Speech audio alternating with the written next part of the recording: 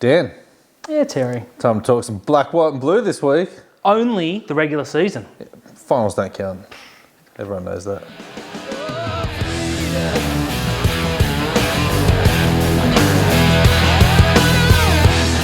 Hey all, welcome back to another episode of Rugby League Outlaws, brought to you by our good friends at Top Sport, onelittlefootyfan.com.au and the Stubby Club. But don't forget to like and subscribe. Dan. We're talking some Cronulla, Sutherland Sharks, and a little bit of Jets too. Yeah, now breaking news tonight, just to talk about the Sharks in the off-season, Josh Dugan wants to sue us. Why? Because we sacked him for breaking COVID rules. So what you're saying, Terry, allegedly, is that he cannot take responsibilities for his own actions? Well, apparently he didn't know what the COVID regulations were when he was driving in Lithgow.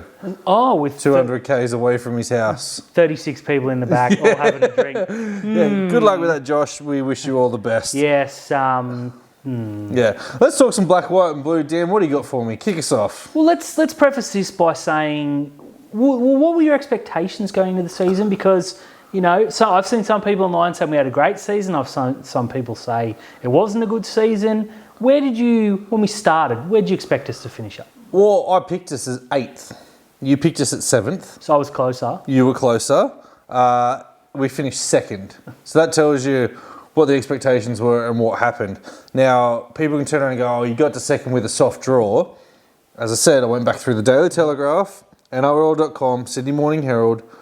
Lots of people had us in the top 8. One person had us in the top 4, and that's because they're a Sharks fan.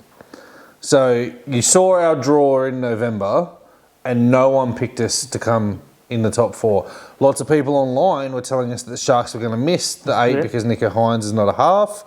Had lots of people saying that 8th and done Was a dream. Yeah. 2nd is where we finished. So, you know, you can only beat the teams that are in front of you. Exactly right. Now, you could argue with that theory that Penrith had a soft draw.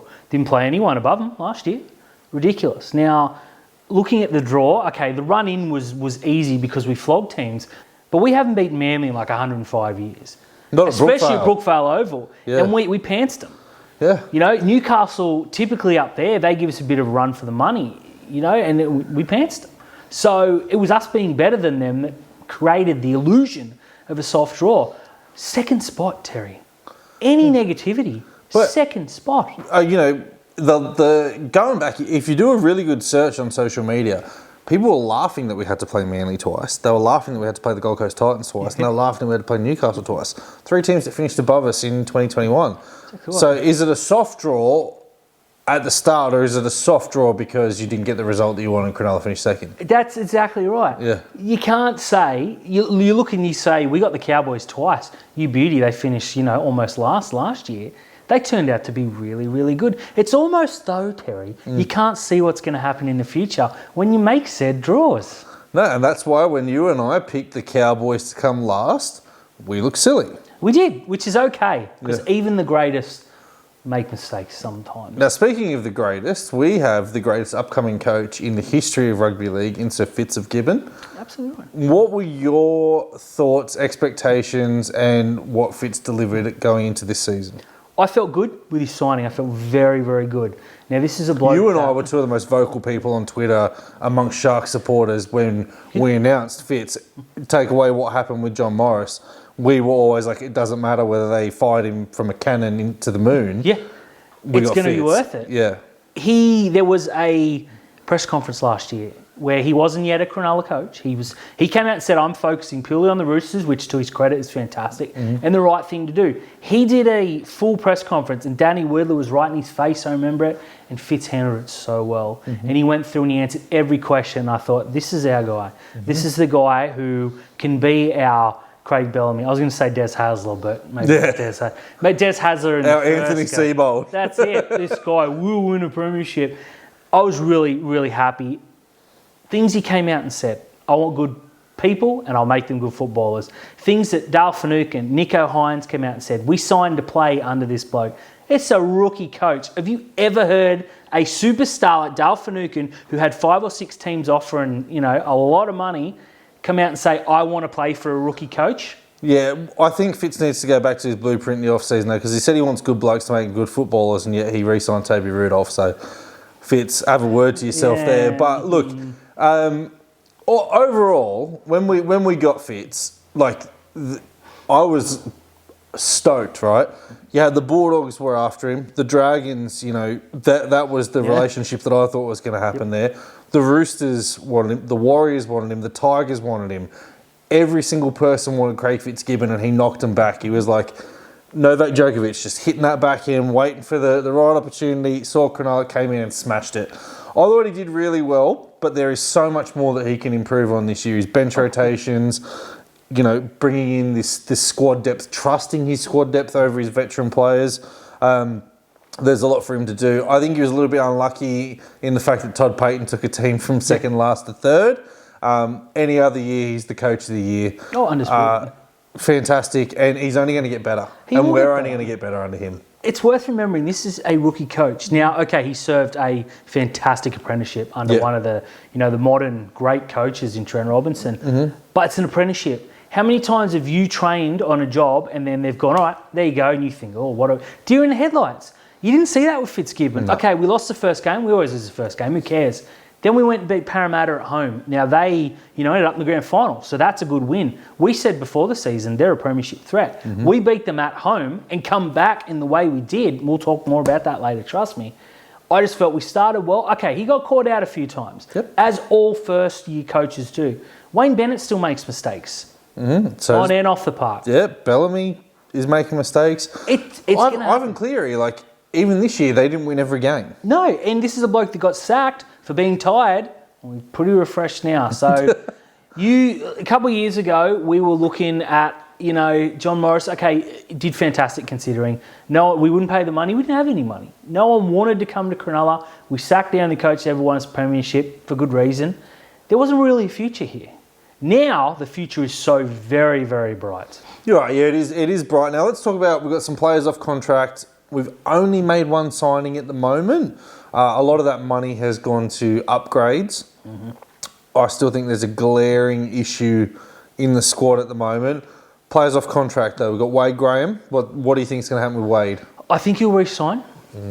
It's not necessarily what I would do, but that's how I see it going. I think we'll see him in the Andrew Fafita role of this year. In all honesty, though, and I love Wade Graham, we said this on the podcast, we said it here, one of our best all-time signings, but Teague Wilton's the future. We've got to get Teague Wilton playing as many minutes every single week. So if the contract offer is, hey, 1 year, you play 10 games, you come in when we need you, you sit on the bench, you travel with the team, you sit with the young kids, Wade's the sort of bloke who, apart from a couple of stupid photos down Cronulla we told Carney, is like the greatest footballer of all time, on and off the park. He's a genius, great representative of Cronulla, job for life. But it's about winning football games, and I think that Teague Wilton... Yeah, and I know people are saying he's your captain, right? He can be our off-field captain, he can be our game day captain, we can have the Wade Graham captain's run. Yeah. Just don't need to have Wade Graham, the captain, out there on the field. Absolutely not. Unless, first cap off the rank, Teague Wilton's injured, bring him Wade. Yeah, absolutely right. Now, I've seen some people say, he should go back to the Jets and earn it. Wade Graham's not going to play for the Jets. Wade Graham, I know we did it to Andrew Fafita, different circumstances. Absolutely different circumstances. Fitz would not have sent Andrew Fafita down to play for the Jets. No, he wouldn't. That was a bit of a dummy spit. But we'll leave the negativity for another time. I think we will see Wade. I think he deserves a send-off. It just can't be in a more often than not role.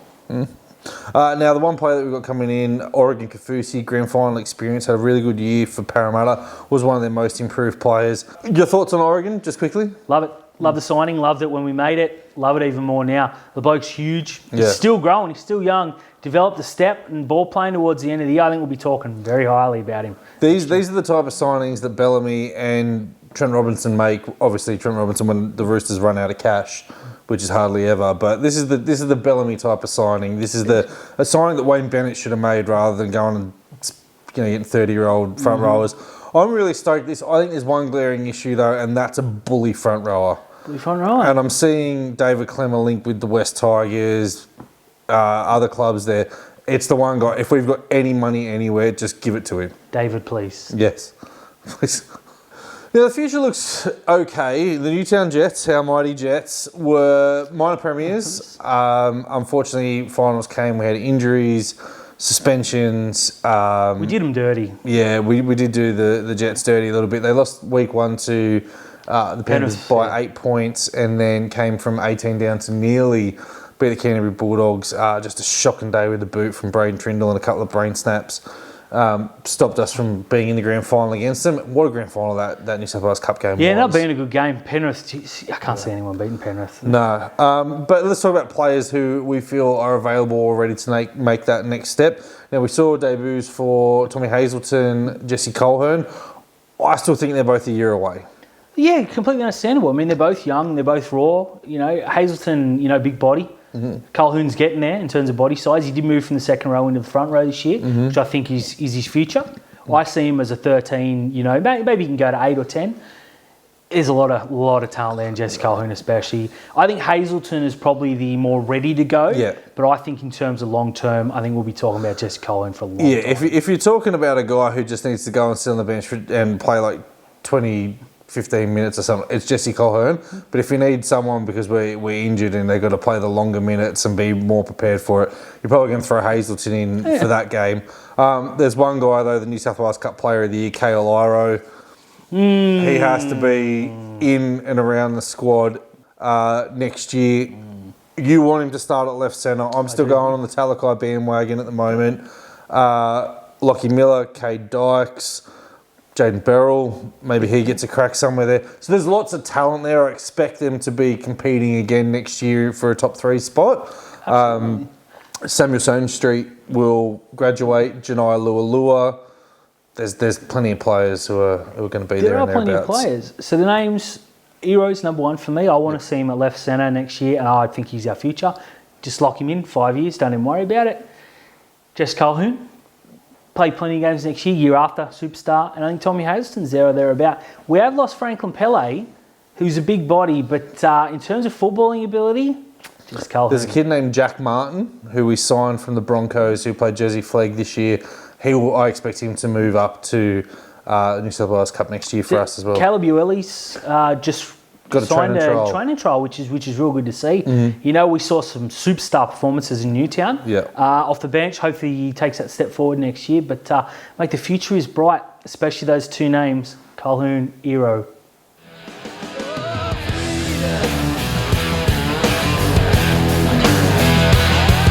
Gary, talk to me, Dan. Let's talk some positive top 5 players this year.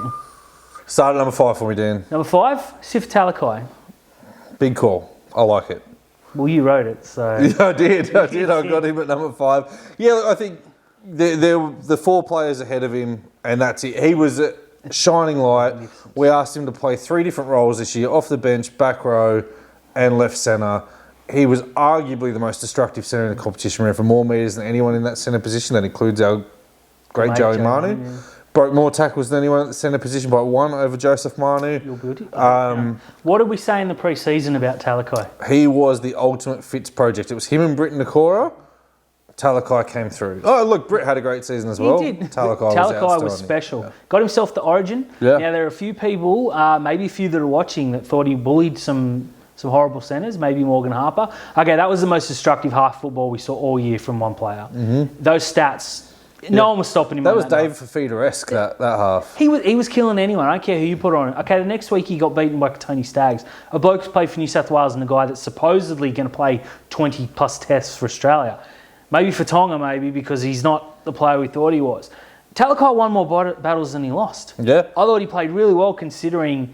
okay, there was a few defensive reads that weren't good. His turning circle's not real good. That's why I say Ero's the future. But if Talakai lines up in round 1, you're completely fair.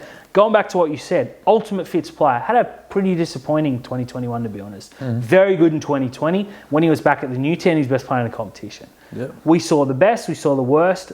His future is ridiculous. Yeah. It was this time last year, everyone's like, Talahu. Now they're all like, oh, we got to sign this bloke because he's a freak and he's very hard to tackle. Yeah, I think, in terms of what he was, what he's become, he deserved his Origin jersey. I don't think they used him well. I don't think they used him well either. They just threw him on and just said, hey, win the game. Don't play a position. Just go win the game. Yeah, and he's turned himself into probably one of the most on-demand players in the market now. So we got to re-sign him. I think his future is in the back row. Yeah, but Well, what a Yeah, look, season. he's a forward through and through. There's lots of times where people were like making memes about him, going, "Oh, he's had a shocking game." Then you're gonna have a look at his stats. He ran for 180 meters, broke 12 tackles. He just didn't score a try. Yeah, I know. Like, oh, jeez. So too harsh, I think. I think he was I think he was 8 out of outstanding. 10. Yeah. Like, yeah. Number 4, I also wrote this one down, and it's one of my favourite players, Cam McInnes. Yes. Never said a bad word about Cam. Ever. Fantastic season. Hugely underutilised. Came back from a career-threatening injury. Started really, really well. Got better as we went. I think we'll see more of Cam next year. Yeah, his first year in the back row, Yeah, full time. Yeah. coming off a knee reconstruction, which was one of the worst apparently that people had seen, and he ran for 112 metres a game coming off the bench. I don't think he started and played a full 80 minutes. No, he was our second highest averaging Yeah. forward. Yeah, and he did it all off the bench. So I thought he was outstanding. He took the tough runs. He runs some horrendous lines. He gets absolutely belted, and then he gets up with the quickest play the ball in the competition. His hands let him down a bit, but I think that's just the adjustment period because he's never had to catch the ball and see 6'8" Nelson Asafa Solomona ready to bite him in half. So he'll be better for it next year. He's one of the players where, you know, at the beginning of the season when Finucane was coming off, but McInnes was coming on, you're like, this is incredible. And when they're both on there together, it's like, who's going to break our line? Towards the end of the year when everyone was tired, the answer was everyone. But at the beginning of the year and in the middle of the year when we started really kicking on, those guys were absolutely outstanding. So Huge props. Great Yeah, season. look- And best is yet to come. we got the dragon stench off of him. Yep, done. He looks good in the black, white and blue. Big future. Number 3, Dan. Tobias Rudolph. Oh, best forward. Our best forward by a mile. Now, I don't think, again, he was used to perfection. I think Toby Minutes a 40 to 45 minute player. Too many times I saw, and get the negative out of the way for there'll be a lot of positive, you see Toby take a big breath, miss tackle, take off. Gets up, drops the ball, gets taken off. You've got to make that sub before that era because it is fatigue. This is a bloke who, you know, is in what, his 3rd or 4th full season of rugby league, is a giant of a bloke, not the biggest bloke in the world, but he's got the biggest heart in rugby league. He goes out there and does everything you can ask of him for 20 minutes. He was often our best forward by a long way, I'd say. In the opening 20. And then the next 5 minutes, you'd see an error or two and people go, oh yeah, but he dropped the ball a couple of times. That's on the coach. And look, it's on Toby. Toby's got to play the minutes he's asked to. He sort of made it, he said in the pre-season, it was his goal to play more minutes to get into that starting role. He's just starting front row now, through and through.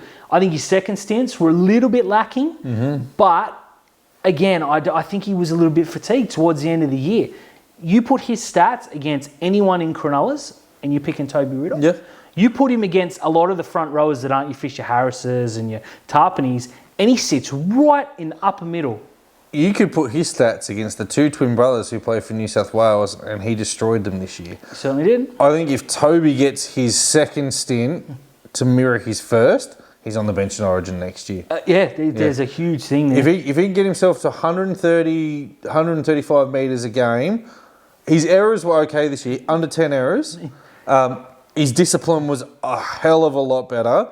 His defence. Yeah, his defence was the biggest improver this year as well. If you can get 22, 23 minutes, start and finish the game, and the back half is as good as the first, he's playing Origin. Yeah.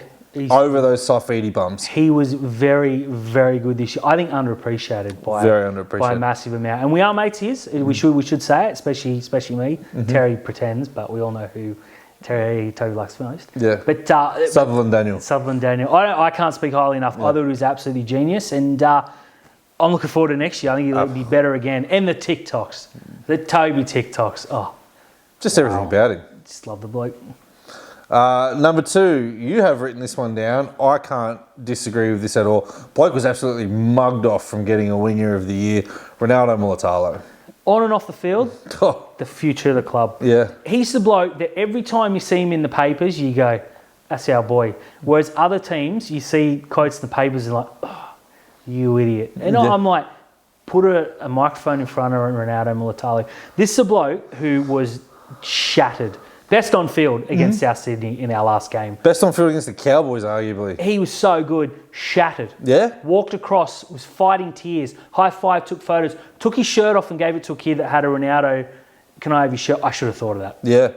Can I have your shorts, Ronnie? Give me something, mate. Yeah. We'll put him in the background. But this guy is just...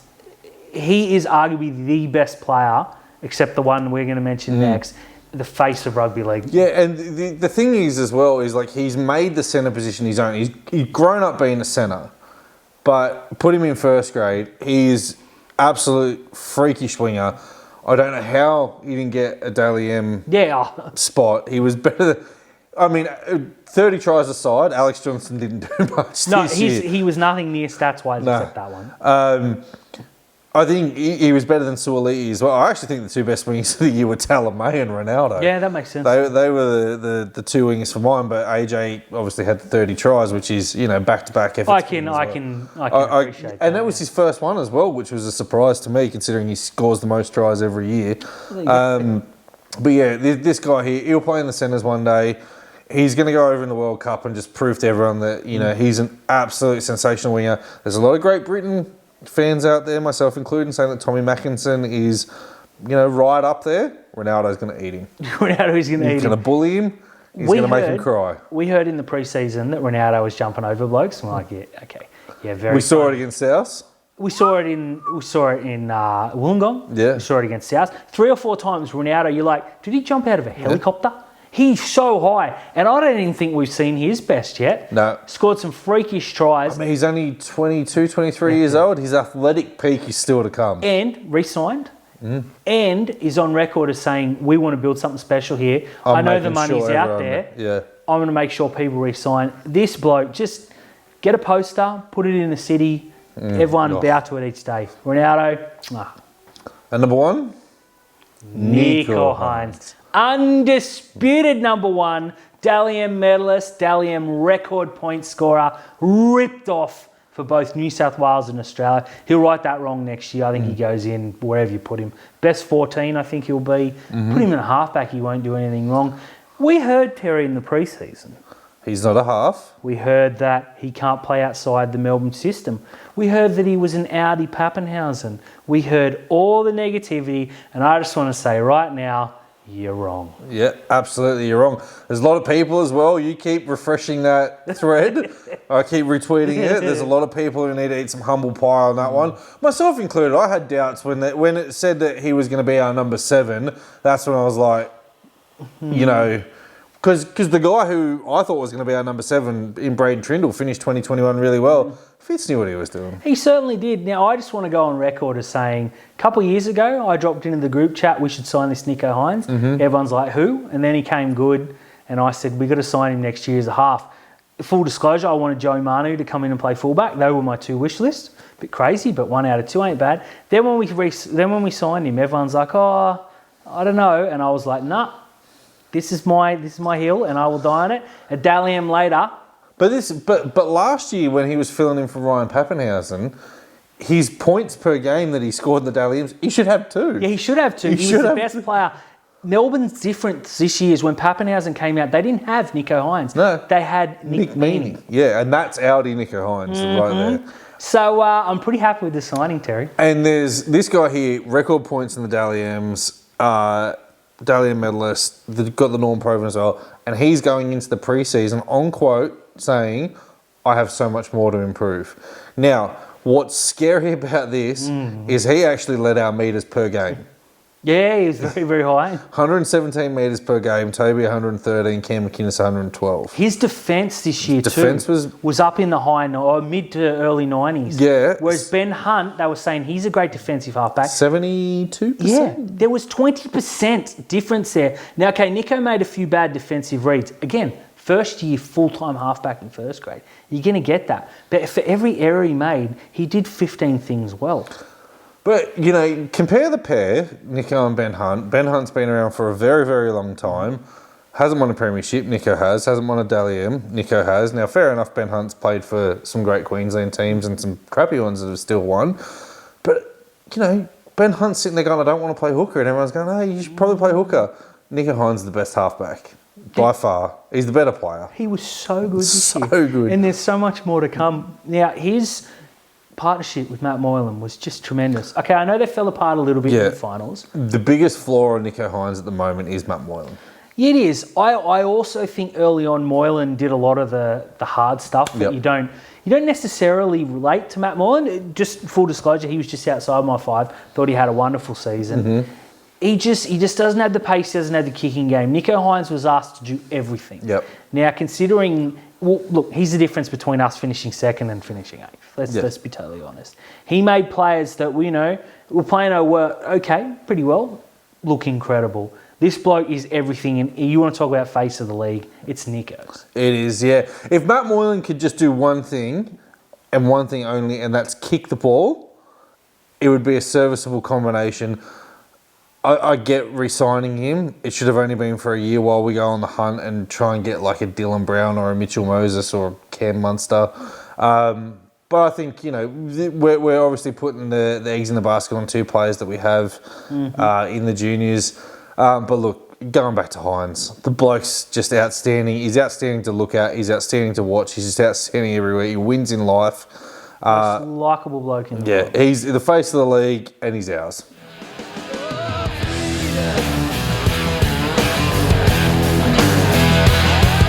Dan, talk to me, Terry. We're going to pick our top 3 games of the year. Now, looking at this, my game's different to yours. Yeah, it's funny how that happened, actually. Because you don't really watch the games. Yeah, well, obviously. I'm going to start then. You start. And people in the comments, give Terry grief, my games are better. I'm going to cheat a little bit and lump the 2 Manly games in together. We haven't beaten Manly for so long. Every 4 years was a joke, well, reality. I haven't beaten them at Brookvale since, Colour TV came in. We beat them both times this year. Not even close. We flogged them twice.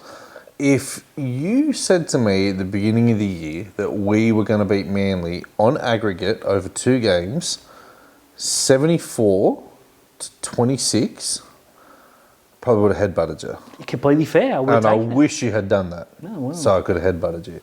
There again. Destroyed them.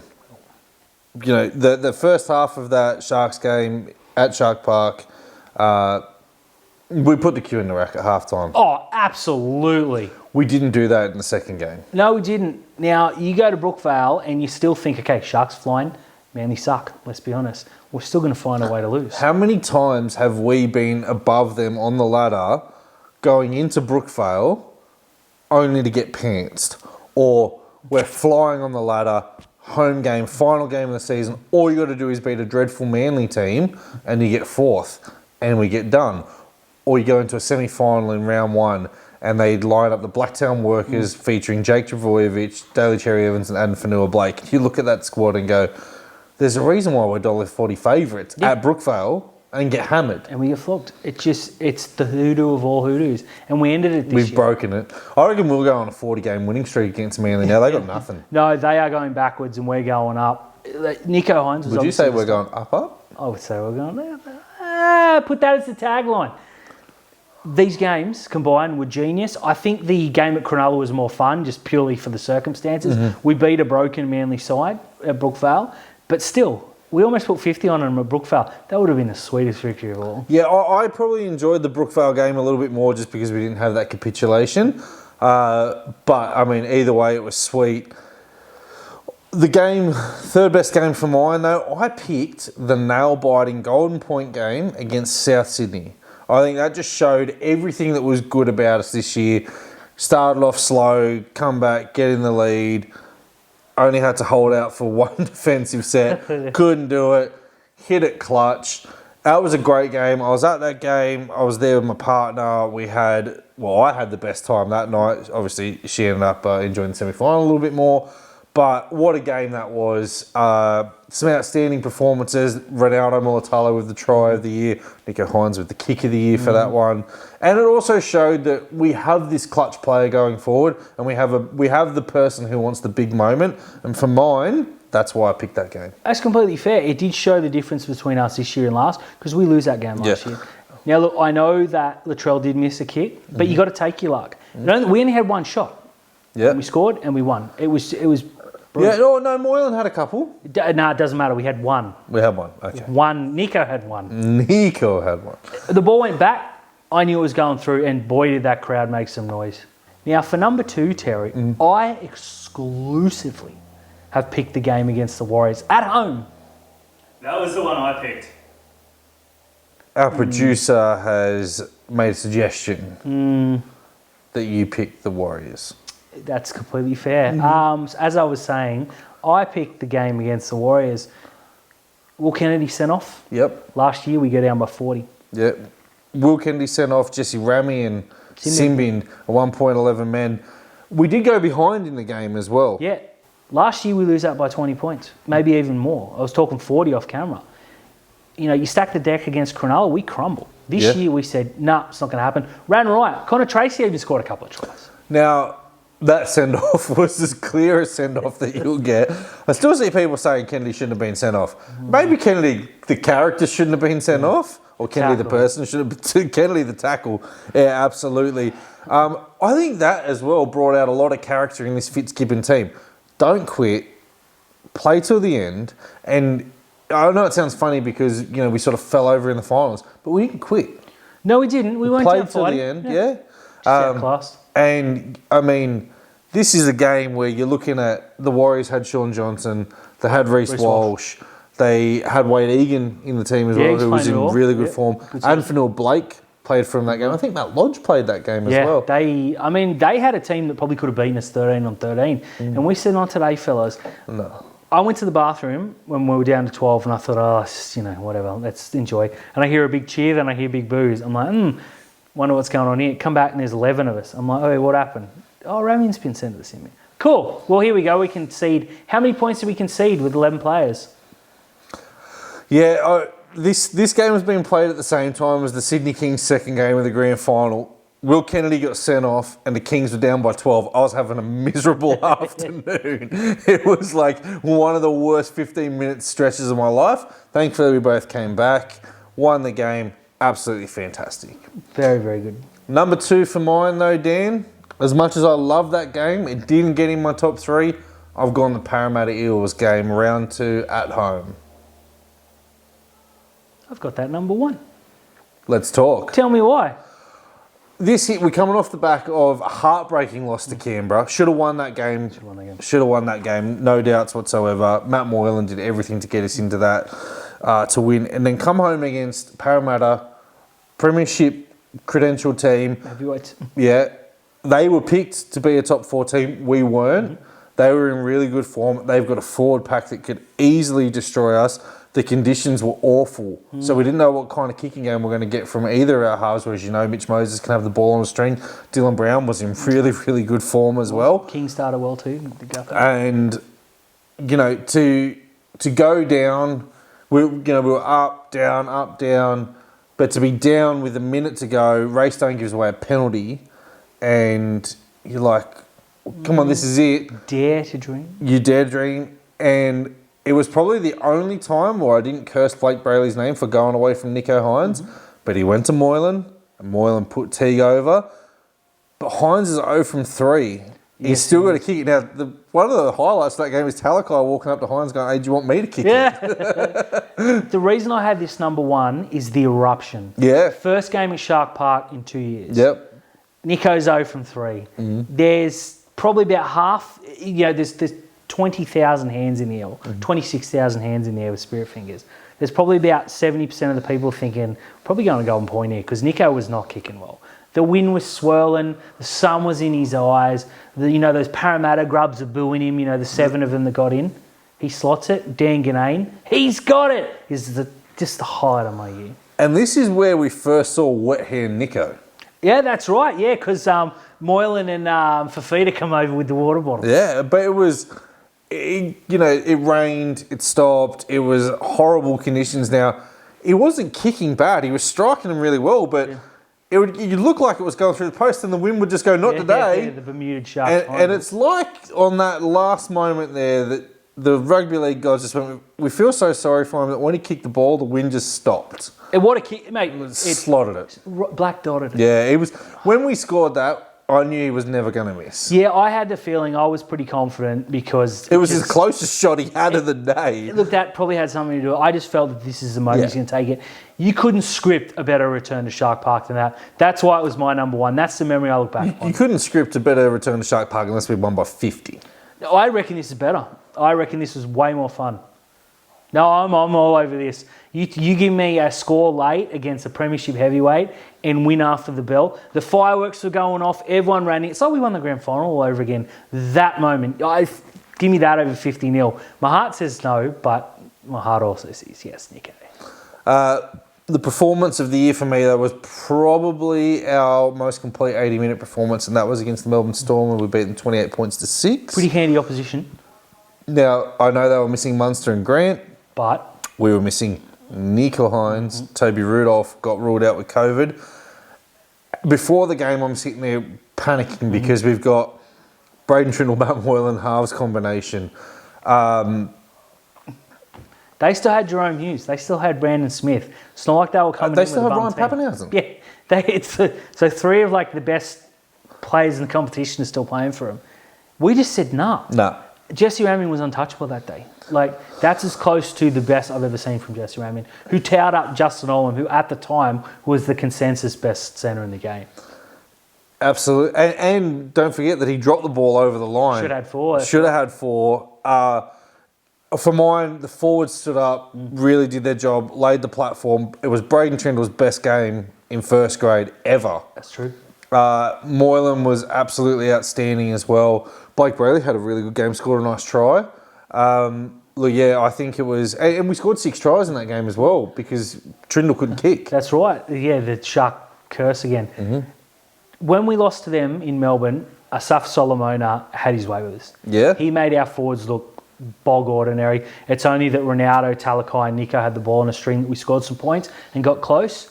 In the return game at Shark Park, our forwards pounded them, dominated a super pack. I mean, yeah, that game was pretty good. I'm still going the Eels number 1, but that is very good shout. That was the game there where I looked at the Melbourne forward pack and just went, they're old and they're the Dolphins' problem.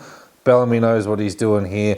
For mine, it was just a game where it showed... I think I agree with you that the Parramatta return to Shark Park has got a hold, a lot of nostalgia, but this game here showed what we were actually capable of and what I think we're going to get more of in 2023. Let us know in the comments what your game this season was and tell me why I'm right and Terry's wrong.